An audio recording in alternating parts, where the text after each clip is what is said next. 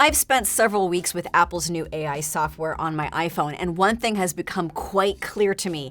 You have to be an idiot to like Apple Intelligence. But don't take my word for it, that's what Apple believes too. In every single advertisement Apple has produced about Apple Intelligence, it features profoundly stupid people doing stupid things. And then to avoid getting called out for the stupid thing, they use Apple Intelligence and then feel like a genius. I am genius.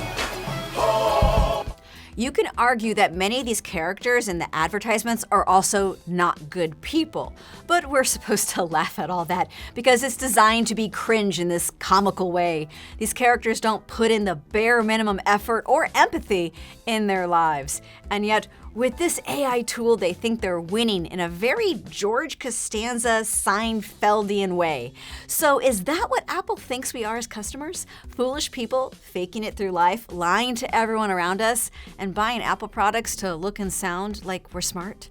I was having trouble understanding why there was so much hype around these features, such as summarizing text or rewriting your emails, when the experience has not been helpful to me. In fact, I found turning on Apple Intelligence Summaries make my life more messy, not easier. So let's get into it. Don't worry, I will keep it brief and simple since that's how we must want everything now, right?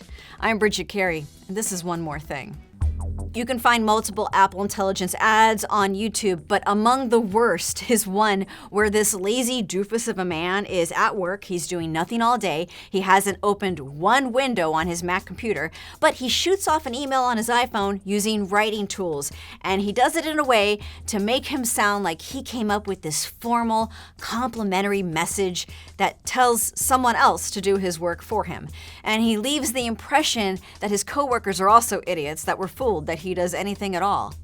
There's another ad where a woman completely forgets her husband's birthday, and since she got no present for him, she uses Apple AI to stitch together a family memory movie as if she made the video herself. But no one even needs AI to get a basic memory movie of your loved ones on an iPhone. I'm sure her husband probably has a memory movie of her in his Photos app. So good job for doing nothing special that impresses no one. Or there's another commercial of a guy in an office. He did not prepare for his meeting, and he uses AI to pretend that he did prepare and he read the report to present on someone else's work. That's great. Another pointless meeting where someone is getting paid to fake it. Actor Bella Ramsey is in quite a number of these commercials. There's one where the character meets with a woman and lies about knowing what was shared in an email. So yeah, buy Apple products and get away with being a liar. Cool. In every ad, it feels like people who use these services are more slimy than savvy.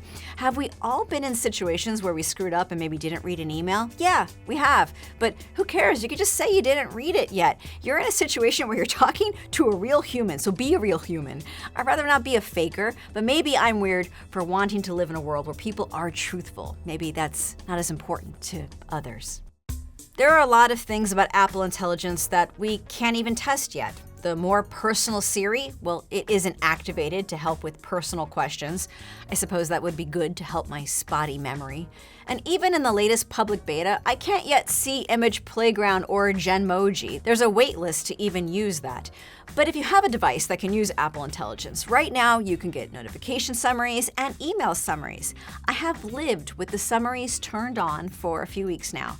And to be blunt, it's not a good feature, and I'm strongly recommending that you don't bother using it. The computer tries to sum up your friends' messages, and there are times I have seen these summaries get the point completely wrong, or it'll come off robotic and strange, leaving you with a cold first impression.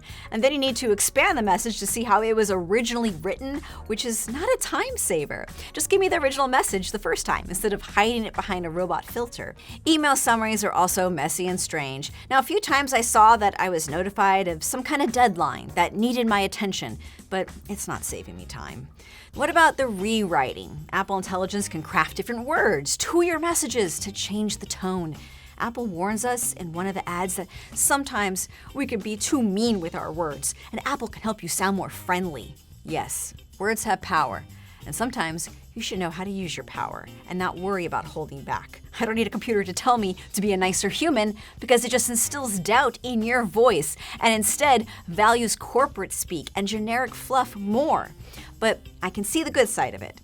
It's like a spell checker. You can use it to check yourself if you're frustrated or you don't want to come off too casual in a formal request.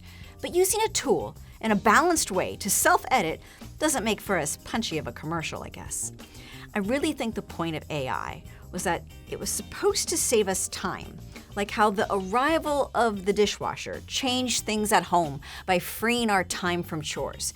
But with AI, what is the chore we're trying to solve for? Is communication the chore? Is reading comprehension and critical thinking the chore?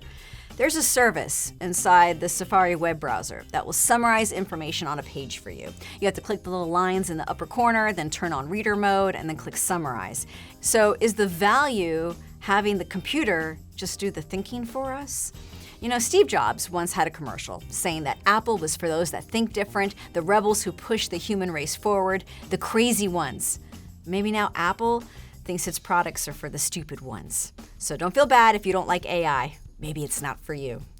I look forward to hearing your thoughts in the comments. Don't let AI edit your tone. I want to hear your unfiltered self.